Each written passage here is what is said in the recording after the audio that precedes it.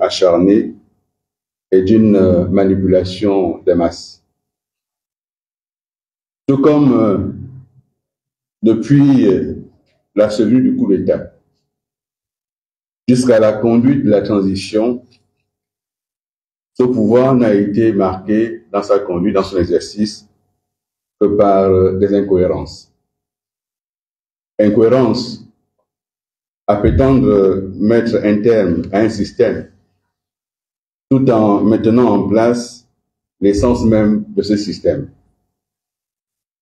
Incohérence à prétendre réformer les institutions tout en gardant la même architecture institutionnelle sans rien changer au fonctionnement de ces institutions.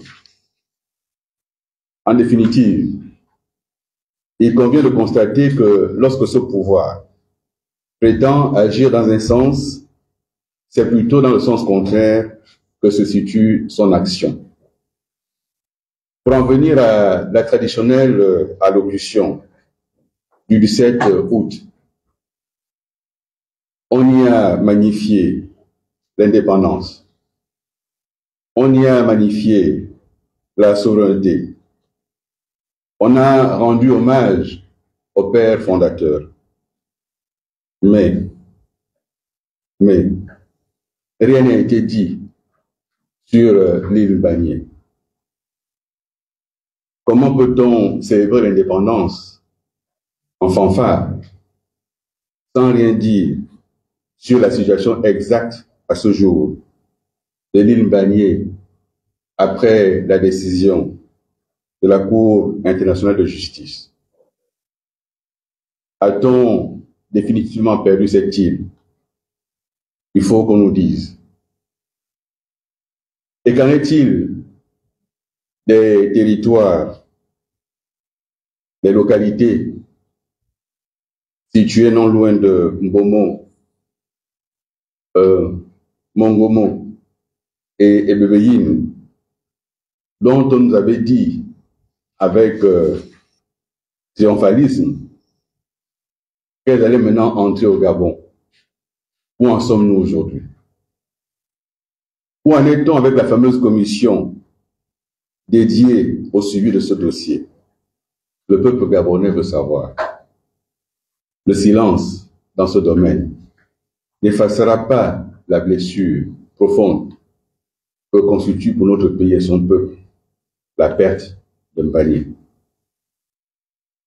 Mesdames et messieurs, de tout à chaque, on nous annonce la fin de la géopolitique, car elle n'aurait pas atteint son objectif. Il s'agit là d'une condamnation posthume d'Omar Bongo Ondimba, dont une grande partie du legs politique se trouve ainsi jeté aux orties par quelqu'un qui revendique être son fils spirituel. Cette déclaration est d'autant plus surprenante qu'elle semble opposer géopolitique et compétence. Est-ce à dire que ceux qui ont été nommés sur la base de la géopolitique n'étaient pas ou ne sont pas compétents? Faut-il penser que la géopolitique n'a promu et ne promeut que des incompétents notoires?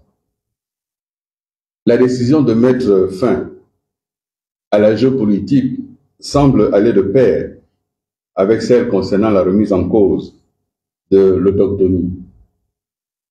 Dans ce cas, sur quelle base ont été nommés les délégués spéciaux des différentes communes du Gabon, si ce n'est sur la base de la géopolitique?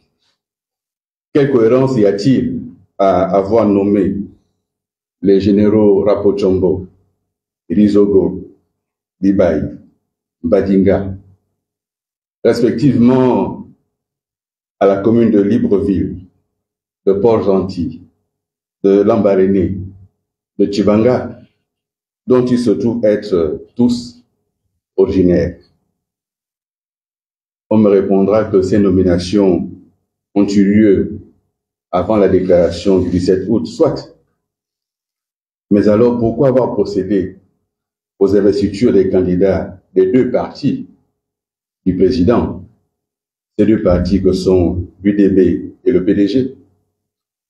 Ces investitures ont tenu compte de quoi?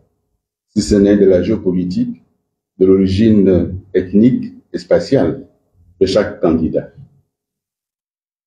Si l'heure est vraiment à la fin de la géopolitique, il aurait fallu montrer l'exemple en investissant par exemple à Bitam une tête de liste originaire de Franceville pour la mairie de Bitam,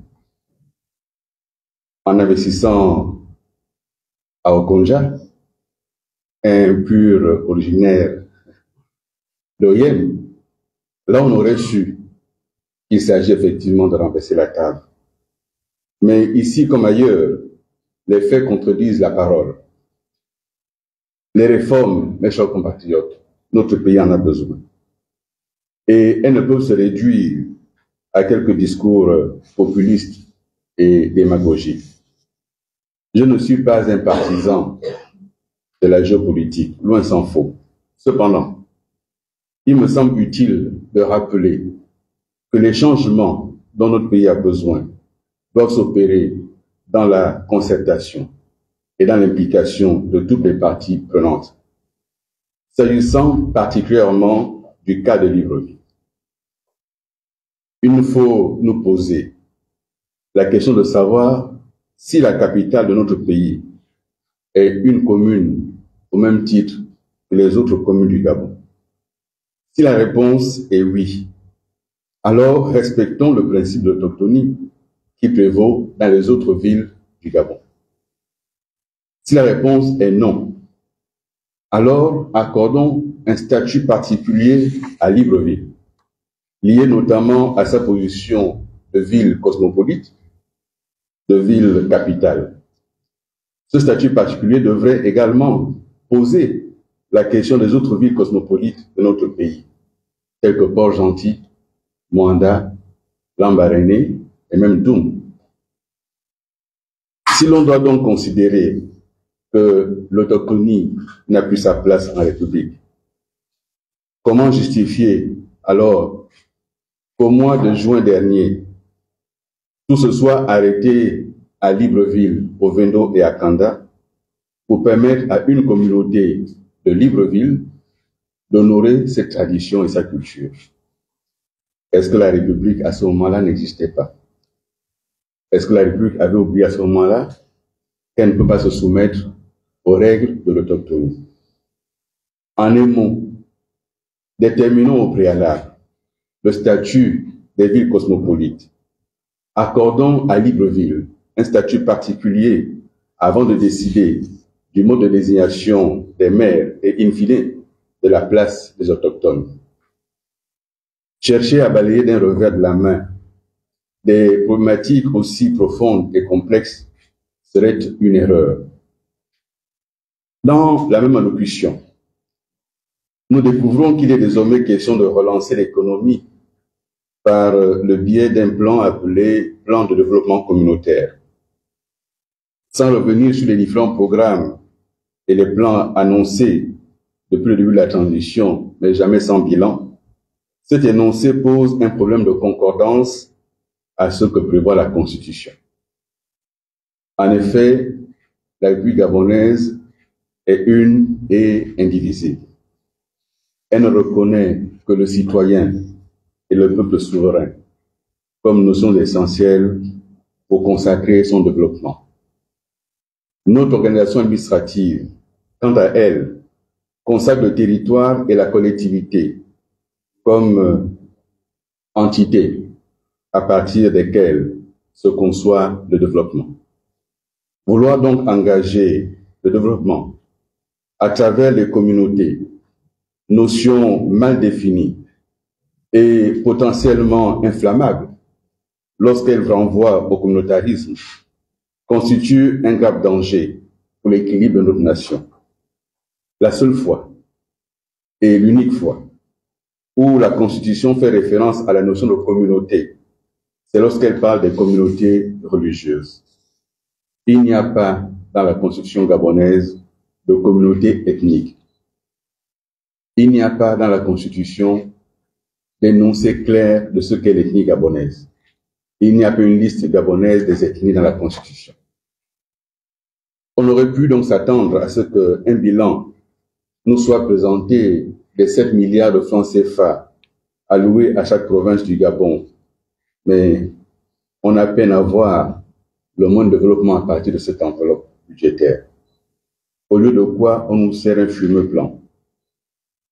L'objectif économique d'atteindre 10% de taux de croissance sans en fixer ni le cap, ni l'horizon, ni les mécanismes, cet objectif interroge également, car il se situe à rebours des prévisions de toutes les institutions financières internationales. Comment et par quel miracle va-t-on passer de 2,5% de croissance aujourd'hui à 10% de taux de croissance lorsque les capacités d'investissement de l'État sont plombées par une dette publique dont le poids est de plus en plus important, et que, dans le même temps, la trajectoire des finances publiques manque de lisibilité et de prévisibilité? Comment attirer les investisseurs lorsque le ministre de l'économie se trouve depuis 100 jours empêtré dans un conflit d'intérêts jamais vu nulle part ailleurs? Ministre de l'économie, PDG de BGFI, président du conseil d'administration de la BVMAC, et que par ailleurs il peut affirmer que le ministre ce n'est qu'un CDD. Que fait-il encore au gouvernement? Comment attirer les investisseurs lorsque plus de 95% des marchés publics sont accordés de gré à gré, en violation de la loi et au mépris des principes de gouvernance et d'éthique propres à la lutte contre la corruption? Il y a incohérence au plan social lorsque l'on s'étonne du peu d'engouement des jeunes pour l'entrepreneuriat, alors même que ces jeunes n'ont reçu aucune formation dans ce domaine et que l'accès au financement reste encore problématique. Comment s'en étonner lorsque 150 000 dossiers ont été récupérés et traînent dans les tiroirs de la fonction publique? Comment s'en étonner lorsque tout concours donne lieu aujourd'hui à des contestations car magouille à la base? Comment s'en étonner lorsque on parvient à réduire l'enveloppe allouée aux bourses d'études et que dans le même temps, on ne pourra plus envoyer des enfants apprendre en France, au Canada et aux États-Unis? Comment s'étonner alors que les jeunes Gabonais se sentent abandonnés? Comment, alors que l'on prétend prendre en compte la jeunesse, comment mettre en terme, rompre avec la tradition léguée par Léon Mba de financer les études à l'étranger, tradition maintenue par Omar Bongo et Ali Bongo? Comment le comprendre lorsque, dans le même temps, un discours démagogique avait rétabli les bourses au secondaire sans calculer l'impact sur le budget de l'État? Mesdames et messieurs, comment passer sous silence les difficultés sociales auxquelles se trouvent confrontées nos populations dans le domaine de l'emploi, de la santé et du pouvoir d'achat? Je rappelle que la proposition d'ensemble pour le Gabon est d'instaurer des minima sociaux et nous réitérons ici cette proposition. Le Gabon se doit d'accompagner sa jeunesse, ses diplômés sans emploi, les personnes du troisième âge, les personnes en situation de difficulté sociale. Nous demandons en outre la revalorisation des salaires et des pensions de retraite et leur indexation à l'inflation. Quant à la démocratie qui a été évoquée comme un remplissage du discours, c'est le dernier point de notre intervention ce matin. Elle ne saurait être un vœu pieux. Il n'y a pas de démocratie sans liberté d'expression. Or, il est manifeste que la liberté accordée à certains aujourd'hui, c'est celle d'invectiver et d'injurier les opposants, quitte à être rémunérés en contrepartie. Quant aux journalistes et aux activistes qui osent remettre en cause la gouvernance actuelle, ils sont traqués et menacés lorsqu'ils ne sont pas simplement jetés en prison. Certains activistes ont vu leurs adresses dévoilées sur les réseaux sociaux. Certains ont reçu des menaces. Cela n'est pas acceptable et nous le dénonçons publiquement. Comment parler de démocratie lorsque la justice n'est pas indépendante et qu'elle se trouve systématiquement instrumentalisée? Les témoignages de la famille Ali Bongo, comme ceux de Bla, montrent bien que de temps à autre et de temps à autre, la justice est instrumentalisée dans le silence total du ministère de la Justice et du Pouvoir. Comment parler de démocratie lorsque les partis politiques et les candidats de l'opposition ne bénéficient d'aucun financement public? Mes chers compatriotes, alors que les 100 premiers jours de l'exécutif sont marqués par les célébrations qui masquent les difficultés sociales des populations, alors que l'autosatisfaction s'empare des dirigeants, au point d'imaginer des solutions périlleuses pour l'équilibre de la nation, j'appelle au ressaisissement et je formule 4 propositions. La première, qu'un groupe de travail soit mis en place et des consultations populaires engagées afin de déterminer le statut de libre ville et des villes cosmopolites comme préalable à la remise en cause de l'autochtonie. Naturellement, la mise en place de ce groupe de travail et les consultations nécessaires, j'insiste sur les consultations nécessaires, peuvent amener à revoir la date des élections, si et seulement si l'exécutif veut véritablement résoudre ce problème de manière durable et responsable. Deuxièmement, qu'il soit mis en place des minima sociaux afin de soutenir les populations en difficulté. Au regard de l'érosion accélérée du pouvoir d'achat des ménages, ces 2 dernières années, les prix sur le marché ont augmenté en moyenne de 30 à 50%. Pour certaines denrées alimentaires, nous en sommes à 300% du prix de départ. Il n'est plus possible de fermer les yeux. Il s'agit donc de penser à augmenter les salaires, les pensions de retraite, en même temps qu'il faut instaurer une prime de rentrée scolaire pour tous les enfants des familles défavorisées. En troisième lieu, pour compenser l'arrêt du financement de bourses à l'étranger, et notamment dans les pays occidentaux, je propose et je demande que soit construite une extension de l'université Omar Bongo en PPP sur le site actuel de Plein-Oriti, derrière l'Assemblée nationale et derrière la RTG. Puisqu'il a été dit que c'est pour intérêt public, qu'on ne laisse pas les Libanais construire à cet endroit et qu'on fasse une extension de l'UOB et que cette extension permette d'avoir sur le territoire national les formations que les enfants avaient à l'étranger avec des enseignants qualifiés, universités aux dimensions internationales. Qu'il soit enfin institué un financement clair de la démocratie. Oui, mesdames et messieurs, la démocratie a un coût. Et il n'est pas possible de ne financer que les partis du président. Car personne ne peut me convaincre de ce qu'un parti, né il y a un mois, a pu payer les cautions de 143 candidats à la députation, si ce n'est un financement public ou des fonds publics. Nous remettons cela en cause et nous demandons que tous les partis politiques et que tous les candidats soient financés par l'État. C'est la seule condition pour qu'on vienne demander aux candidats de déposer leur compte de campagne. Ensemble pour le Gabon, parti politique de l'opposition entend se tenir aux côtés des populations gabonaises face aux dérives du pouvoir. Notre vigilance sera de tous les instants et sur tous les sujets. Merci de votre aimable attention.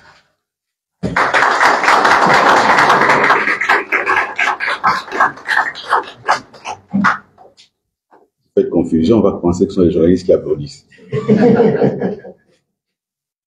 Bien. Merci d'avoir écouté cette déclaration. Si vous avez quelques demandes d'éclaircissement, je vais répondre à quelques questions.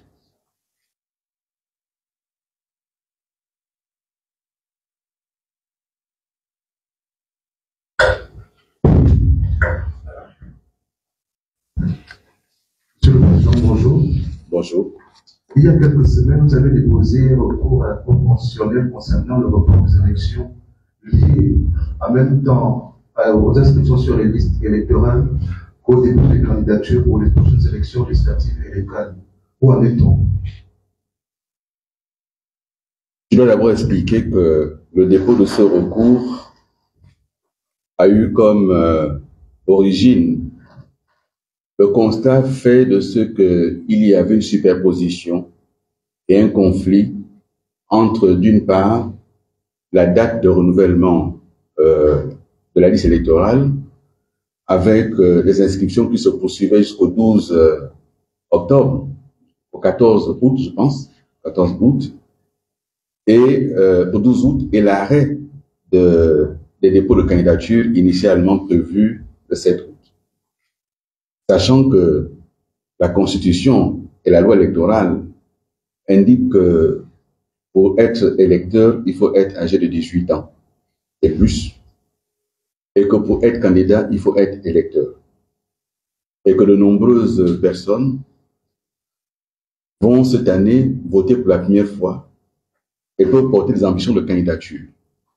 Or, si ces personnes ne figurent pas encore de manière définitive sur la liste électorale, elles ne peuvent pas se porter candidat. Dans le même temps, de nombreux compatriotes ont changé de lieu de vote. À la présidentielle, ils ont peut-être voté à Makokou, et aux législatives, aux locales, ils ont un intérêt à voter à Libreville, ou peut-être un parent est candidat, ou même son candidat, et que tant que cette liste de candidature, plutôt la liste électorale n'est pas définitive, ces personnes ne sont pas certaines de pouvoir être prises en compte dans les circonscriptions. C'est ce qui a motivé ce recours fondé sur la Constitution, sur la loi électorale et mettant en cause le décret du ministre.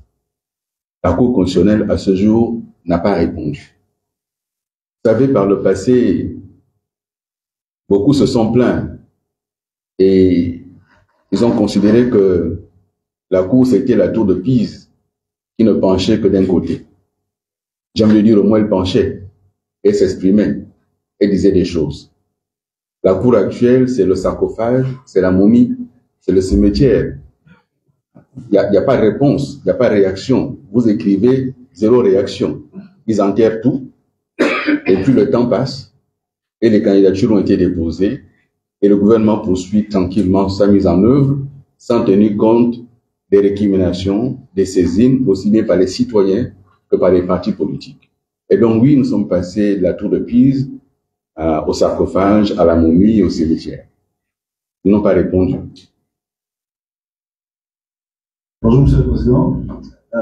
Lorsque nous sommes arrivés à cette déclaration, on pensait que vous allez aborder le sujet des législatives et des locales, notamment la présentation des candidatures des candidats de votre parti Ensemble pour le Gabon. Est-ce que finalement votre parti politique a présenté des candidats à ces élections?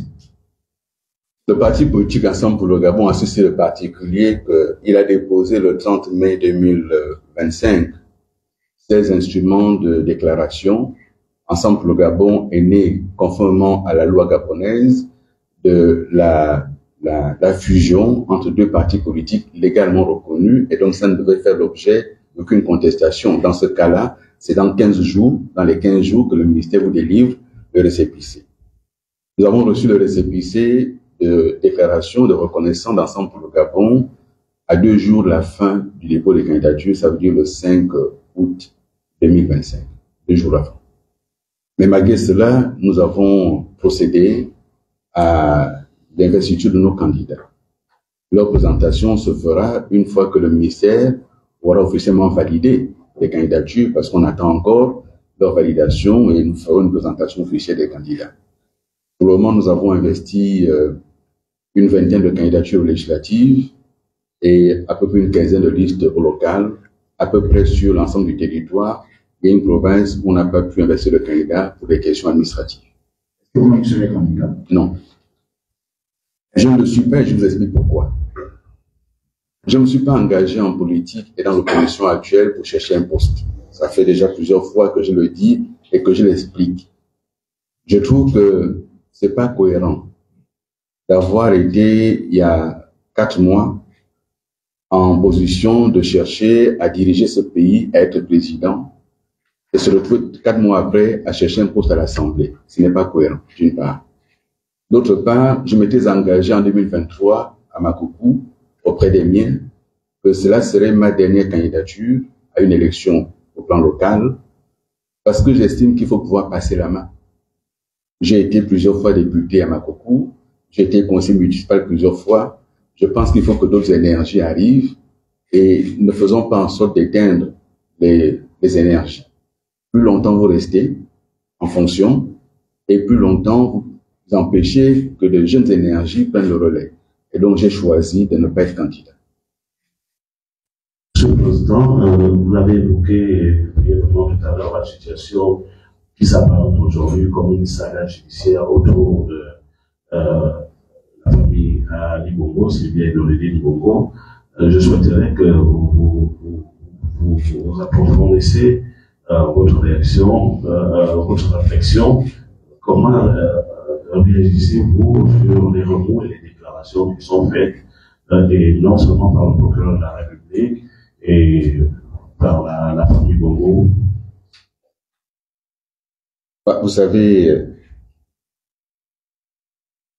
on ne me fera pas le reproche du silence sur ces sujets-là. Je crois que de tous les compatriotes qui ont pu servir auprès d'Ali Bongo ou à ses côtés, j'ai assumé publiquement d'avoir travaillé à ses côtés.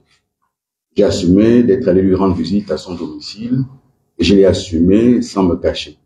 Parce que j'estime qu'il y a la loyauté, mais à côté de la loyauté, il y a ma personnalité. Et ma personnalité, j'assume mon passé, j'assume mon parcours, mais je tire les leçons des erreurs commises pour améliorer mon avenir et notre avenir collectif. Nous avons là-dessus des contradictions flagrantes.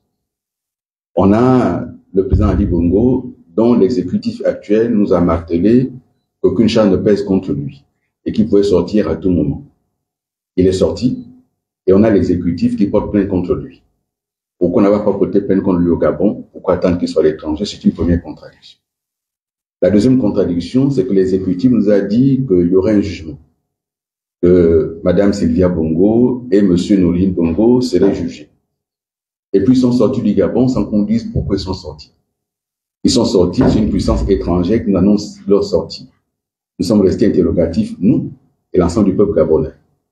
Et sur ces deux sujets, l'exécutif n'a rien dit. Silence. C'est une méthode de gouvernance chez eux. Quand un sujet embarrasse, personne ne parle, ils se taisent, officiellement. Mais derrière, ils activent les réseaux avec quelques replis de justice qui passent à la télévision, qui sont devenus des témoins de vertu. Ils s'appuient sur quelques activistes qui tout à coup ont découvert qu'ils peuvent encore parler et qui sont rémunérés fortement pour insulter les uns les autres.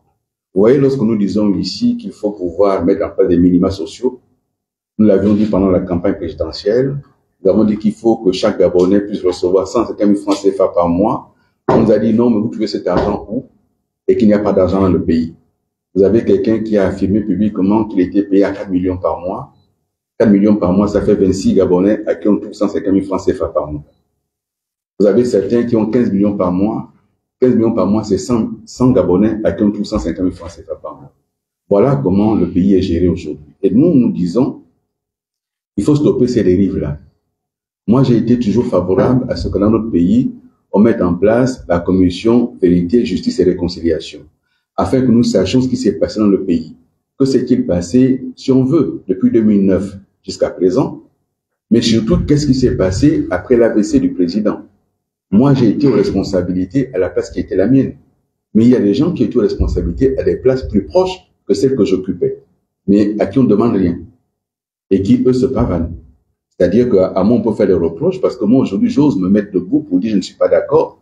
Mais tous ceux qui étaient là et qui ont rejoint l'exécutif actuel, eux, ils ont été blanchis.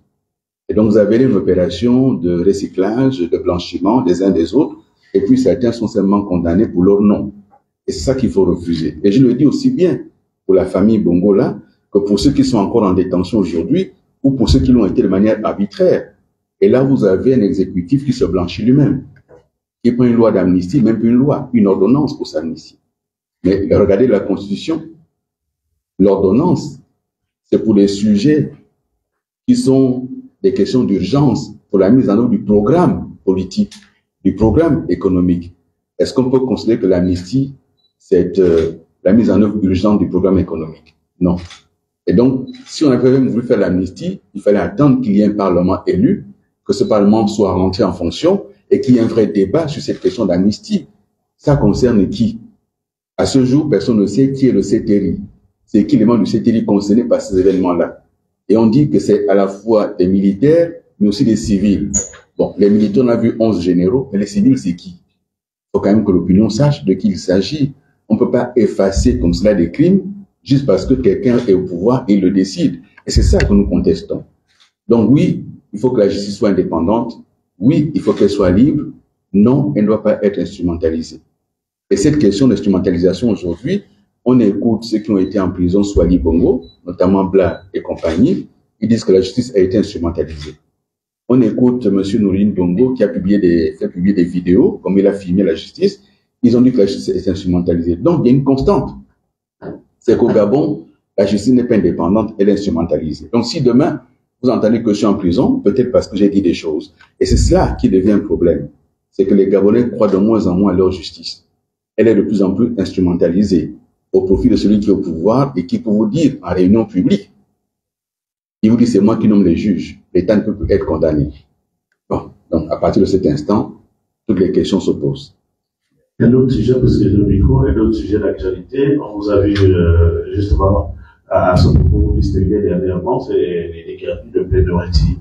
La semaine dernière, il y a eu le partage des premiers logements, une réaction. Moi, je n'ai pas voté pour M. Oligui. et j'ai mené campagne contre lui. Mais j'ai lu son projet de société et j'ai écouté ses déclarations. Et dans ces déclarations, dans son projet de société, rien n'était prévu sur ce site-là. Il est parti en campagne et la première action d'envergure qu'il a posée, c'est de détruire les maisons de Gabonais. On parle là de 2000 personnes concernées. Et puis, on nous dit qu'ils ont relogé. La première chose, c'est qu'un ministre est passé la télévision. Et il a dit qu'il y avait la liste des personnes qui avaient été indemnisées 2-3 fois. Et les Gabonais ont demandé à voir la liste. Je ne sais pas si vous qui êtes journaliste, vous avez eu accès à cette liste-là. Il n'y a pas de liste. Et donc, le gouvernement a menti. L'État a menti. Et un État qui ment, ça pose problème. Ce site sur lequel on a relogé, on fait croire aux Gabonais qu'ils ont construit des maisons pour ceux de pleine nourriture. Non. Il s'agit d'un site destiné à un autre projet. C'est un site de relogement pour les populations impactées par les projets de bassin versant. Terre Nouvelle, Guégué et autres. Dans les 1070 logements qui ont été construits là-bas avec le soutien de la PEAC, c'est pour loger les populations impactées. Là, on vient déjà d'amputer presque 300 maisons de ce projet. Et donc, lorsque on va construire les bassins versants, que deviendront donc les populations impactées? C'est la deuxième chose. La troisième chose, c'est que, oui, j'ai été sur le terrain, j'ai maintenu des relations avec certaines populations.